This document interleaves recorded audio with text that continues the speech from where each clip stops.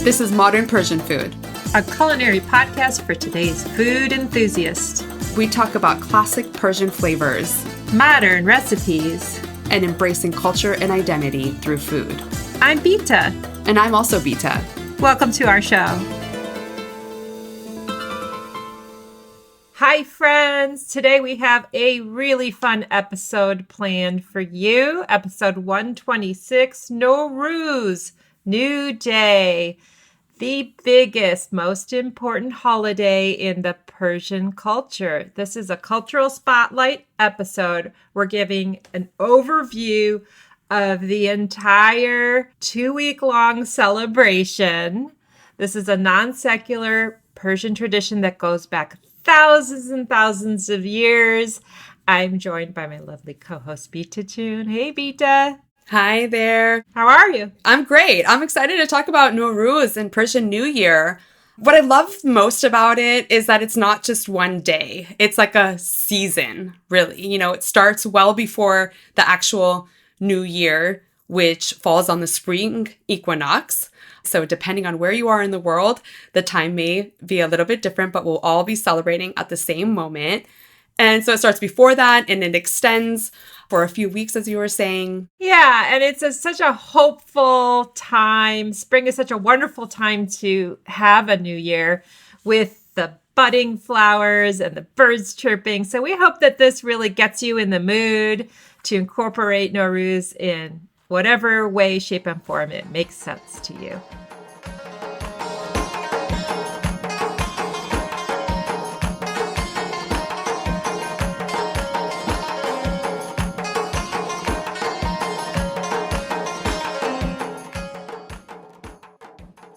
Okay, so we kick off with a little preamble with spring cleaning, getting new clothes. What are some of your favorite parts of the sort of pre-Norooz season, Beata June? Yeah, I think like one of the key parts is the Khoneh Takooni, which means basically literally translated to shaking of the house. So this is an opportunity to clean up, to get your house and your home and really your mind cleared out. Let's get rid of all the extra baggage. Let's dust, let's clean. Let's have a really great fresh start to the year. So one of those is called Khoneh Takooni. So spring cleaning, essentially, and getting everything ready for the new year. Yeah, and the whole family participates. Technically, in the olden days, I think that families would take out their rugs and their Persian carpets and kind of beat out the dust from them. Yep, shake them all out. Shake them all out. And then I hear stories from my folks and extended family and my mom of it being so much fun to get your new outfit head to toe. And a lot of times in old tradition and culture, it was kind of the one big time that kids would get their new outfits. It's sort of like in our Western culture, the back to school shopping time. Well, in the Persian culture, it was for Norooz. So you'd get the outfit and the new shoes, and that was really exciting to kind of be thinking ahead to the actual turning of the year. Yeah, start off the year with like fresh clothes, new things, and a great way to kind of embrace the year to come. You know, just kind of touching on that a little bit, like I've celebrated Nowruz in Iran a few times. It's really like everyone is working towards Norooz, so Sol Tavil, to the like basically the ball dropping, the moment of the equinox. And it's really like everyone is in the spirit of it. Like, so if you want to kind of something to compare it to, like when we hear, like when we think about kind of like Christmas, sometimes you see that like everyone is kind of rushing to get their gifts, to get everything that they want, their decorations, everything all set up. And I really feel like that in Iran too, is like everyone is just working towards getting their Haft-seen set up and getting everything ready and the foods and the cookies and everything and all set up. So it's definitely like a great mindset to get ready to like start the new year off, especially with some new clothes. That's a fun way to do it. But I think the biggest and most interactive part of the pre-New Year's celebrations and getting ready for it is the Chahar Shambeh Soori night. And Chahar Shambeh Soori is on the eve of the last Wednesday of the year. So Tuesday night. And what you do is you do fire jumping. You build these little bonfires essentially, or, in our more urban settings, we put like a tray full of candles together, or, there's different places here in the Bay Area that we can go to that actually like along like beachside or different parks that they kind of have reserved the area, and then you could build these 3 little bonfires and you jump over them and you do a little chant to the fire. Zardi man az to, sorkhi to az man. Sorkhi to az man, zardi man az to.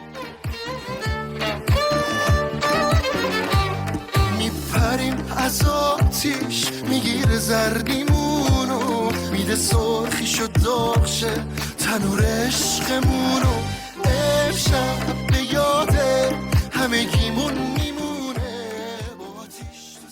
What's that mean, Bita June? It means that you're kind of like negotiating with the fire. Take my sickly parlor, take my sickness and give me your fire and energy. So you're basically chanting this as you're jumping over these little fires. And it's a really special night. If you've never seen anything like this, it's a very memorable event. Some people will even have kind of like fireworks or have like fun little like, sparklers and things like that. And just really getting the energy and the heat from the fire is kind of like the key point here, is like bringing that energy, bringing it into your life as you embrace on the new year to come. So I think it's just like a kind of like cleansing and also like the hopefulness of the new year to come. I love that tradition. And even just visualizing, okay, let's get rid of the winter flus, my pale ass skin right now. Let's get ready for some spring and spring breaking and vitamin D therapy, and bring the warmth and the color into our cheeks and the hope for the future. And I love that a few years ago when we first started on this venture together, that you shared, Bita June, hey, if you don't have the opportunity to jump over a bonfire, set up some kind of safe candle. And my husband and I, empty nesters that we are, we did that a few years ago. We started to jump over candles or just little battery operated symbols of light and fire, and just jump over it. It's really fun. Yeah, it's a great way to kind of bring the tradition and get ready for, the new season to come. So we definitely encourage everyone to do that. Send us your pictures. We love kind of seeing everyone participate in some of these cultural events. So definitely participate in Chahar Shambeh Soori. That's pretty much your big way to end the year. Yeah, and don't forget, this is the time to start thinking about growing your wheatgrass. We want to encourage and inspire you to try your hand at it. Last year, we had a very special guest who helped us to grow the Sabzeh. Do you remember that, Bita, the author of Bottom of the Pot? Naz from Bottom of the Pot. She gave us step-by-step instructions. That's a great episode if you're looking to try to grow your own Sabzeh. Give a listen to that. She grows it with lentils in that episode. But you have a really great shortcut. I'm going to do what you do this year, I think. You should. The last couple of years, I've been growing chia seeds, and I learned how to do it from my mother-in-law. It's so forgiving and easy. And you can grow chia. It's almost like fail-proof. So just give yourself a couple of weeks and give it a go. And maybe I'll try to make a little video to walk through the steps and help you all out in the meantime. But if you can't get a hold of anything to grow or you don't have the time, we have some cheats as well. You can try to pick up some wheatgrass from your health food store, or even some catnip, just to represent the spring grass. The little kitty grass. Yeah. Yeah, and that's to live on the sofre Haft-seen, which we'll get into in just a second. We're actually going to have a whole episode dedicated to sofre, setting out your sofre Haft-seen, and also sofre in general in Persian culture.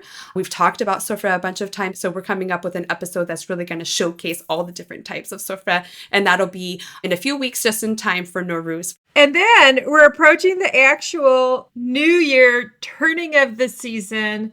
It is the turning of winter to spring, and it happens to be our California time zone happening on the afternoon of the 20th. So we're all getting ready. We're all gathering. We're all going to get ready for the actual moment. And this is when all the horns start playing.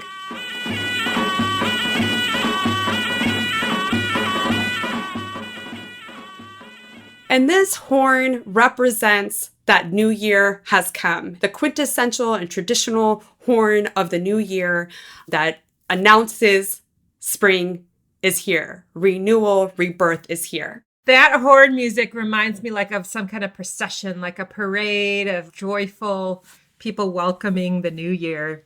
Maybe in the olden days in the villages, that's how I picture it in my mind. Yeah. Hi, friends. Pardon the interruption, but we just wanted to let you know that we've accepted our first sponsor for the podcast. We're super excited about that. And they are Zafra Saffron. They are the true taste of saffron. I love their convenient little pods of ground saffron in it. It's ready to go. You can easily just add it to any recipe when you're cooking. But if you're looking for something a little bit more special, they have the saffron threads in a really beautiful glass jar with a cork lid that's perfect for Norooz gift giving. You can find them at zaffrus.com. That's Zaffrus, or at Amazon to get yours. Thanks. So here we are. What does New Year look like? Basically, we'll get into the details of the Haft-seen, but gathering around the table, the candles are lit, the mirror is there. You have your 7 symbolic items on the sofra. And if you're fortunate to be a child or a recipient of AD, there might be a little red envelope or a little clean bill as a gift given. You want to elaborate on that, AD? Yeah, absolutely. So the Haft-seen actually means 7 S's. And so the table that Bita is referring to is a place setting that has these 7 different elements on it. Again, we'll go into more detail about that in a few weeks, but it's a beautiful display that, and each item represents health and beauty and renewal. And there's always candles lit, and there is a beautiful mirror there that anchors the table. You gather at the table at the moment of the equinox. And so basically the whole season is really kind of like paying respects to the elders, and in return, they give you AD. So AD is basically money, usually. As Bita said, nice crisp bills. Usually, typically, there's some sort of like holy book or special book that's on the sofra, and the money actually lives inside of the book. So when you, right after the new year, the elders will offer the AD money to the younger generations, and you take one, and it's kind of like a really fun tradition. And so if you're not with your elders there at the moment, you go pay respects to them. So that kind of starts the next few weeks of the celebration of Norooz. And when you go and visit them and pay your respects to them, they will also give you AD in return. So it doesn't have to be just that exact moment if you're not with them. When you go see them and say Happy New Year, then they will traditionally offer you an AD. And I have really fond memories of when we were little. So when we were growing up, we would go to all the different family members. It's like a full day that you go to all the elders' homes. And then we would just collect all this AD, and we'd have little envelopes, and we were like counting how much money we've gotten.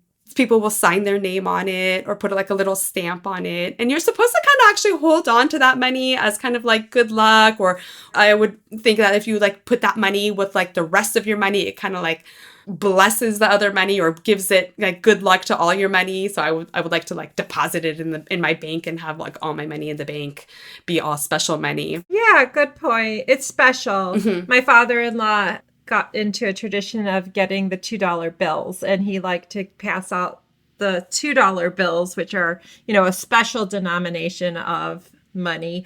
And that kind of made it where, it was special. You didn't really want to spend it. You kind of kept it as good luck. But hey, we're modern Persian food, and we want to just encourage you to do this in any way, shape, or form. If you can't gather around and do this on Monday afternoon, you do it when you can. I think our family puts it to the closest weekend day that we can. And so in this year, we'll probably gather on Sunday. My mom is traveling this year, so we'll miss her, but she'll be with her extended family. And so I'm happy for her that she'll be doing that. She'll be on the other side of the world in Australia. I think your mom's traveling as well, huh? Yeah, my mom looks to be traveling during that time there. But I think that let's talk about food. What are we going to be eating, and what do people eat for Norooz? So what are the kind of quintessential dishes, Bita June, that are served for Norooz? Let's talk about that.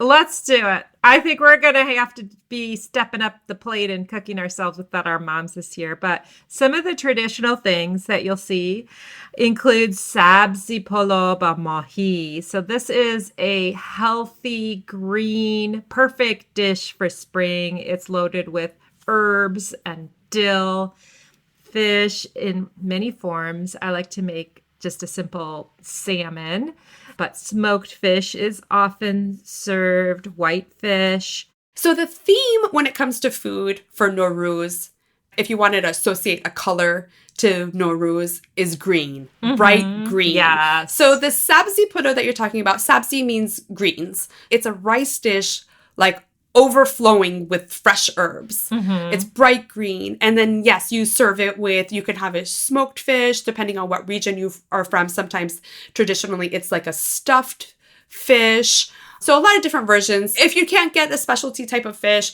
you can definitely use salmon or whatever fish that you can get your hands on.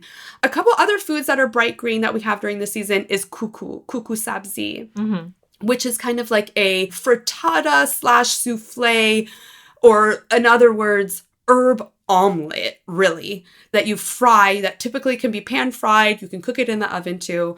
And it's vibrant and it's made with some eggs, a little bit of flour, some turmeric. Some people put barberries in it. Some people put walnuts in it. Some people just go pretty basic. So it's chopped full of a bunch of herbs. I like to put spinach in mine. That's a great New Year dish. And also my favorite, you guys have heard me talk about, and I love doing this for Persian New Year, for American New Year, for any occasion, is the ash rishte, is the noodle and herb and bean hearty soup garnished with a little bit of yogurt or kashk, which is kind of like a product made from yogurt, and caramelized onions and fried mint. And it's like a delicious, hearty dish that has the long noodles. So that kind of represents also rishte, the core of the new year, in the bright, vibrant green color. And so nutritious. Asha rishte is so nutritious. Make a big batch, share it with others.